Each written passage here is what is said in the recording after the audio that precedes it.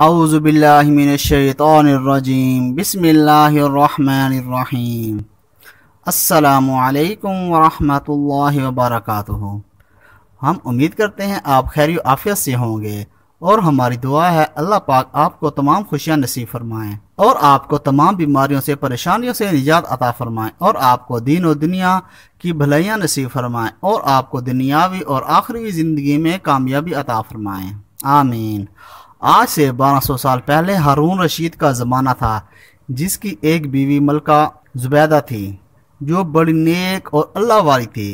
ان کا قصہ بڑا لمبا چوڑا ہے، پر میں مختصر آپ کو بتاتا چلوں۔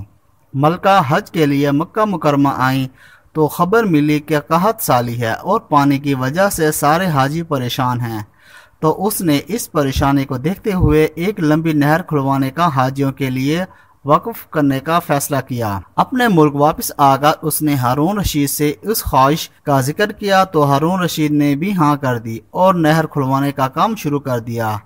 بہت لمبی نہر کھودی گئی جس پر بہت زیادہ محنت اور بے تحاشا خرچ ہوا۔ اس وقت کے لگ بھگ 70 لاکھ درہم، جو آج کی کرنسی میں کھربوں روپے بنتے ہیں۔ کئی سالوں کی محنت کے بعد جب نہر بن گئی، انجینئر نہر پر لگائی گئی رقم کا حساب ایک کاغذ پر لکھ کر ملکہ زبیدہ کی خدمت میں لائے اور بتایا، یہ حساب کتاب ہے، جتنا خرچہ لگا ہے وہ سب کاغذ پر لکھ دیا ہے۔ ملکہ اس وقت دریا کے کنارے پر واقع اپنے محل میں موجود تھی۔ ملکہ نے جب کاغذ دیکھا تو بنا دیکھے اس کاغذ کو پھاڑ کر دریا میں پھینک دیا اور اللہ تعالیٰ سے مخاطب ہو کر بولی، اے اللہ، میں نے اس نہر کا حساب نہیں لیا، آپ آخرت میں میرا حساب مت لیجئے گا۔ وقت گزرتا چلا گیا، ملکہ زبیدہ فوت ہو گئی۔ اب موت کے بعد کسی کے خواب میں ملکہ زبیدہ سے ملاقات ہوئی تو ان سے پوچھا، اللہ تعالیٰ نے آپ سے کیا معاملہ فرمایا؟ تو ملکہ زبیدہ بولی، اللہ تعالیٰ نے رحم فرمایا اور مجھے معاف کر دیا۔ اس دیکھنے والے نے کہا، ظاہر ہے آپ نے نہر کھلوا کر اتنا بڑا کام کیا تھا، اللہ تعالیٰ نے بخشنا ہی تھا۔ ملکہ زبیدہ بولی، نہیں، میری بخشش نہر کھلوانے کی وجہ سے بالکل نہیں ہوئی، بلکہ ملکہ زبیدہ کہنے لگی، میں ایک دن کھانا کھا رہی تھی، کھانا کھانے کے دوران اذان شروع ہو گئی تو میرا دوپٹہ سر پر نہیں تھا، میں نے ہاتھ میں پکڑا ہوا لقمہ نیچے رکھا، پھر اپنے دوپٹے سے سر کو ڈھانپا اور پھر لقمہ کھایا۔ یہ ادا اللہ تعالیٰ کو بہت پسند آ گئی تو اللہ تعالیٰ نے مجھے بخش دیا۔ جب اللہ کے سامنے پیش کی گئی تو اللہ تعالیٰ نے فرمایا، میرے نام کا ادب کیا اور سر کو ڈھانپ لیا اور نوالا کو لینے میں تاخیر کی، وہ بھی میرے نام کے ادب میں۔ اصل میں ملکہ نے اذان کا ادب کیا تھا اور بخشش کی گئی، اور اتنی بڑی نیکی جو نہر کھلوا کر نہیں لکھی، لیکن وہ نیکی دیکھنے میں بہت مختصر تھی، اللہ تعالیٰ نے اتنا بڑا فیصلہ فرما دیا۔ اس واقعے میں اذان کا ذکر آیا جسے روزانہ سنتے ہیں، مگر آج جو اس میں چھپا خزانہ بتانے جا رہا ہوں وہ آپ غور سے سنیے گا۔ جو بندہ اذان ادب اور دھیان سے سنے گا اور جواب دے گا، اور خاص طور پر جب مؤذن کہے گا حی علی الصلاۃ، تو اس کے جواب میں لا حول ولا قوت الا باللہ العلی العظیم کہے گا، تو اللہ تعالیٰ اس بندے یا بندی کو 3 انعامات ضرور عطا فرمائیں گے۔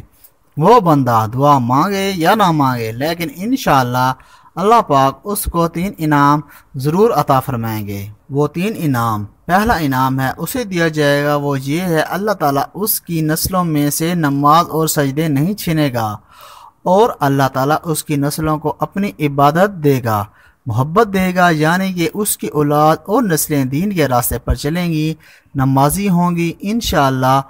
اور دوسرا انعام اسے ملے گا، وہ آخری وقت میں شیطان گمراہ نہیں کرے گا، خاتمہ بالخیر ہوگا، جس کے لیے انسان تڑپتا ہے، ساری زندگی دعائیں، عبادت، سجدے کرتا ہے، وظائف کرتا ہے، لیکن اللہ رب العزت کسی ایک گناہ یا ایک ناراضگی کی وجہ سے اسے خاتمہ بالخیر عطا نہیں فرماتے، ساری زندگی کی عبادت ضائع چلی جاتی ہے۔ اس لیے اذان کا جواب دینے والے کا خاتمہ بالخیر فرما دے گا۔ اور تیسرا انعام، اللہ تعالیٰ اسے عافیت نہیں چھینے گا۔ آپ سب نے عافیت لفظ تو سن لیا، مگر اس عافیت میں ہے کیا وہ سنتے جاؤ۔ اللہ تعالیٰ جسے عافیت دے پھر اسے نظر بد، جن جنات اور جادو سے اللہ تعالیٰ خود حفاظت فرمائیں گے، نفس کے حملوں سے بچاتے ہیں، شیطان کے حملوں سے بچاتے ہیں، حادثوں سے بچاتے ہیں، زمین و آسمان کی تمام قسم کی بلاؤں سے اس کی حفاظت فرماتے ہیں، ایمان کے چھین جانے کی وجہ سے بچاتے ہیں، اپنے سے دور ہو جانے والے برے اعمال سے بچاتے ہیں، سلامتی عطا فرماتے ہیں، اپنی رحمت والی چھاؤں عطا فرماتے ہیں۔ جسے یہ سب مل جائیں اسے دنیا اور آخرت کی ساری بھلائیاں مل جاتی ہیں۔ حضرت عمر رضی اللہ تعالیٰ عنہ سے مروی ہے کہ نبی اکرم صلی اللہ علیہ وآلہ وسلم نے ارشاد فرمایا، جس نے اذان کا جواب صدق دل سے دیا تو جنت میں داخل ہوگا، اور یہ بھی یاد رہے جن حدوں تک اذان کی آواز پہنچتی ہے شیطان اس سے باہر بھاگ جاتا ہے۔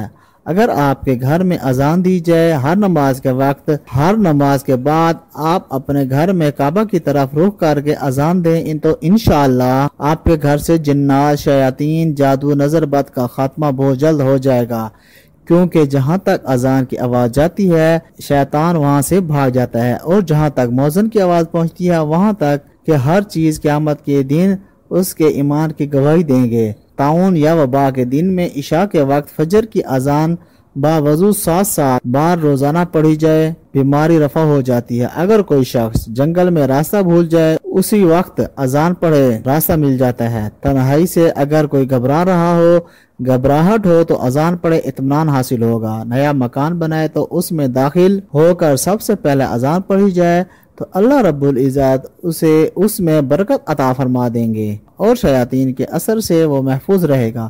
بارش یا طوفان کے وقت بارش میں کھڑے ہو کر اذان پڑھیں تو طوفان سے نجات ملے گی۔